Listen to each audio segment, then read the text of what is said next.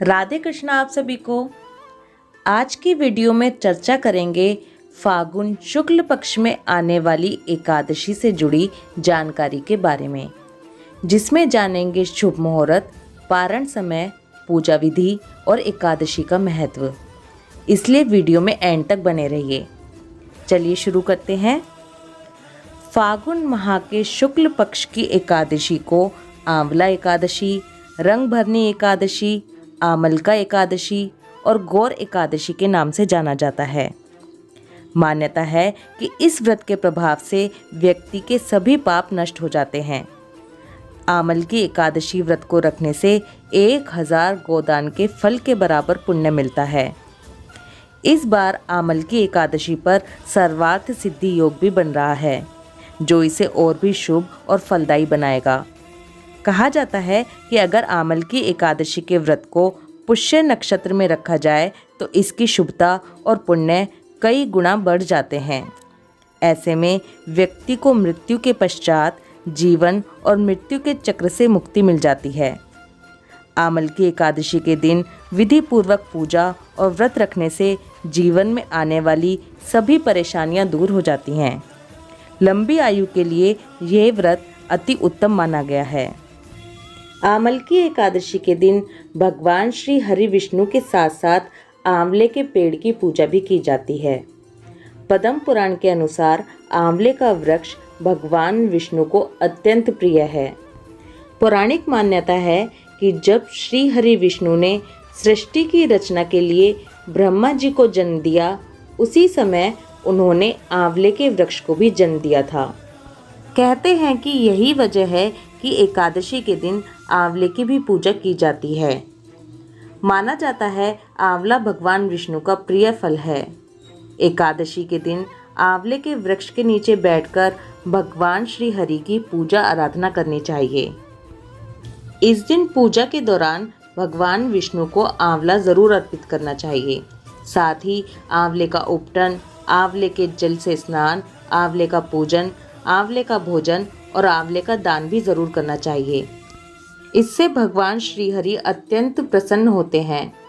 सनातन धर्म के अनुसार पीपल और आंवले के वृक्ष में देवताओं का वास होता है।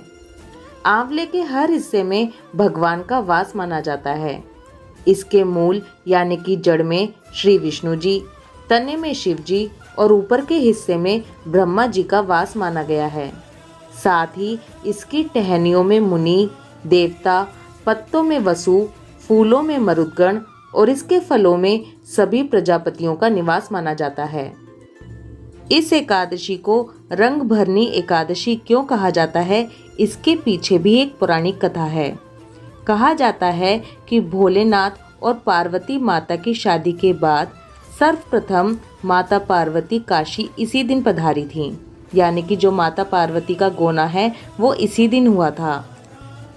कहा जाता है कि उस दिन माँ पार्वती के स्वागत में पूरे नगर को विभिन्न विभिन्न रंगों से सजाया गया था। तब से ये परंपरा आज भी चली आ रही है। यहाँ होली से पहले पड़ने वाली इस एकादशी को रंग भरनी एकादशी के रूप में मनाया जाता है। पूरी काशी को रंग और गुलाल से सजाया जाता है। बाबा विश्वनाथ का विशेष श्रृंगार होता है। माँ गौरी और शिवजी के स्वागत की जोर शोर से तैयारियां की जाती हैं। आमल की एकादशी के साथ एक और कथा भी जुड़ी है।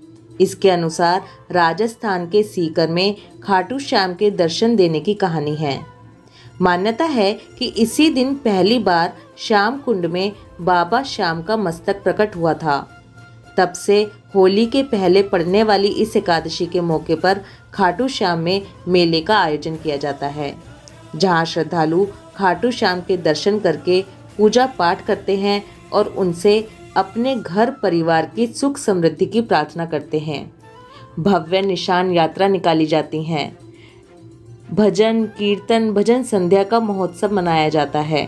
इस दिन खाटू श्याम जी में जात भी लगाई जाती है। अब आप खुद ही सोचिए, एक ऐसा दिन जो भगवान विष्णु, आंवले के वृक्ष, भगवान शिव और भगवान खाटू श्याम से जुड़ा है, वो दिन कितना खास होगा। चलिए अब ये जान लेते हैं इस साल यानी कि 2022 में आमल की एकादशी कब है। पंचांग के अनुसार एकादशी तिथि शुरू हो रही है 13 मार्च सुबह 10:21 पर और एकादशी तिथि समाप्त हो रही है 14 मार्च को दोपहर 12:05 पर। क्योंकि उदया तिथि मान्य होती है, इसलिए ये व्रत 14 मार्च को रखा जाएगा। बांके बिहारी जी वृंदावन, इस्कॉन टेम्पल, खाटू श्याम जी सीकर सभी जगह 14 मार्च की ही आमल की एकादशी मनाई जाएगी। अब पूजा विधि की बात कर लेते हैं। सभी एकादशी के नियम दशमी तिथि से ही शुरू हो जाते हैं, इसलिए दशमी तिथि को सूरज छिपने से पहले खाना खा लेंगे। रात को ब्रह्मचर्य का पालन करेंगे। एकादशी के दिन सूर्योदय से पहले उठकर पानी में गंगा जल मिलाकर स्नान करेंगे।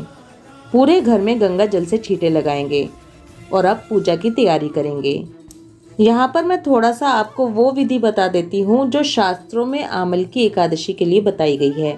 इसके लिए आमल की एकादशी के व्रत की पूजा आंवले के पेड़ के नीचे बताई गई है। आंवले के वृक्ष की भूमि को गाय के गोबर से पवित्र करना चाहिए। इसके बाद पेड़ की जड़ में वेदी बनाकर उस पर कलश रखना चाहिए। साथ ही सभी देवी देवताओं को कलश में आमंत्रित करने के लिए प्रार्थना करें। कलश में सुगंधी और पंचरत्न रखें। इसके बाद उसके ऊपर 5 पल्लव रखकर उस पर दीपक जला दें। कलश पर चंदन का लेप करें और फिर वस्त्र पहनाएं। इसके बाद कलश के ऊपर श्री हरि के अवतार भगवान परशुराम का स्मरण करके विधिवत पूजा अर्चना करें। ये वो विधि है जो आमल की एकादशी पर शास्त्रों में दी गई है। अगर आप कर सके तो बहुत अच्छी बात है, नहीं तो आप जैसे हर एकादशी की पूजा करते हैं वैसे ही इस एकादशी की भी पूजा करें। अपने लड्डू गोपाल, शालिग्राम जी या जो भी सेवित श्री विग्रह आपके पास हैं उन्हें पंचामृत से स्नान कराएं। उनका सुंदर श्रृंगार करें, उन्हें पीले वस्त्र पहनाएं, उन्हें सुंदर सुंदर भोग लगाएं।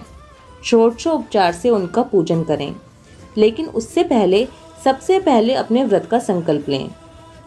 भगवान के सामने हाथ में तिल, कुशा, सिक्का और जल लेकर संकल्प करें कि मैं भगवान विष्णु की प्रसन्नता और मोक्ष की कामना से आमल की एकादशी का व्रत कर रहा हूँ या कर रही हूँ।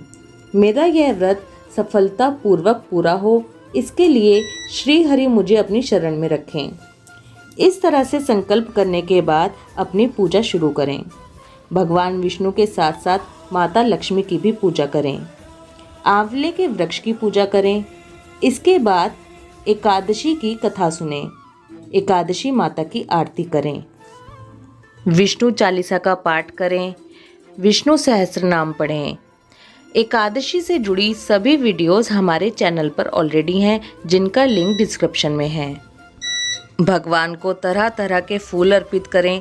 तुलसा जी ज़रूर अर्पित करें। ध्यान रखें कि एकादशी के दिन तुलसा जी तोड़ी नहीं जाती और इस बार दशमी के दिन रविवार पड़ रहा है, इसलिए तुलसा जी पहले से ही तोड़ कर रखें। याद रखें, तुलसा जी 11 दिनों तक बासी नहीं मानी जाती हैं। भगवान विष्णु और माता लक्ष्मी को तरह तरह की मिठाइयों का भोग लगाएं। पूरा दिन अपनी सामर्थ्य के अनुसार व्रत रखें। याद रखें, आमल की एकादशी के दिन आंवले के वृक्ष की पूजा ज़रूर करें। अगर आपके पास आंवले का वृक्ष अवेलेबल नहीं है तो आप आंवला लेकर उनकी भी पूजा कर सकते हैं। आंवले का दान ज़रूर करें। जैसे कार्तिक का महीना होता है ना, उसमें हम आंवले की पूजा करते हैं, आंवला नवमी आती है, उसी तरह से हमें इस एकादशी पर भी करना है। इस एकादशी पर कच्चे आंवले का फल ज़रूर ग्रहण करें। इसे प्रसाद रूप में भी बांटें। ऐसा करने से नीच योनि से मुक्ति मिलती है। पूरा दिन भगवान विष्णु का स्मरण करें। ओम नमो भगवते वासुदेवाय नमः इस मंत्र का जाप करें। अगर आप निर्जला व्रत रख रहे हैं तो अच्छी बात है, नहीं तो शाम की पूजा के बाद कूटू या सिंघाड़े के आटे से बना खाना खाकर अपना व्रत खोलें। कोशिश करें कि एकादशी व्रत में रात्रि जागरण ज़रूर करें। एकादशी व्रत में रात्रि जागरण का बहुत अधिक महत्व बताया गया है। उसमें आप भजन, कीर्तन, भागवत कथा, राम कथा कुछ भी सुन सकते हैं। द्वादशी के दिन सुबह जल्दी उठें। जल्दी उठकर भगवान की पूजा करें। ब्राह्मणों को दान दक्षिणा देकर अपने व्रत का पारण करें। जो लोग शास्त्रों में बताई गई विधि के अनुसार पूजा कर रहे हैं वो भगवान परशुराम की मूर्ति सहित जो कलश उन्होंने स्थापित किया था, दक्षिणा रखकर वो ब्राह्मण को दान दे देंगे। अब आपको पारण समय बताती हूँ। आमल की एकादशी व्रत का पारण 15 मार्च सुबह 6:31 से लेकर सुबह 8:55 के बीच में किया जाएगा। इसी अवधि के बीच में आपको अपने व्रत का पारण करना है। आई होप इस वीडियो में दी गई इन्फॉर्मेशन आपके लिए हेल्पफुल होगी। अगर वीडियो पसंद आए तो वीडियो को लाइक कीजिए। इस वीडियो से रिलेटेड कोई भी कमेंट, क्वेश्चन या सजेशन अगर आपके पास हो तो प्लीज़ कमेंट ज़रूर कीजिए। ये जानकारी ज़्यादा से ज़्यादा लोगों तक पहुँचे, इसलिए वीडियो को शेयर करते रहिए। इसी के साथ मैं आपको ये भी बताना चाहूँगी, फागुन महोत्सव में खाटू श्याम बाबा के भजन, कीर्तन, निशान यात्रा की सभी वीडियोस 8 से 14 मार्च तक हमारे चैनल पर डेली अपलोड होंगी। प्लीज़ उन्हें भी ज़रूर देखिए और शेयर कीजिए। राधे कृष्णा।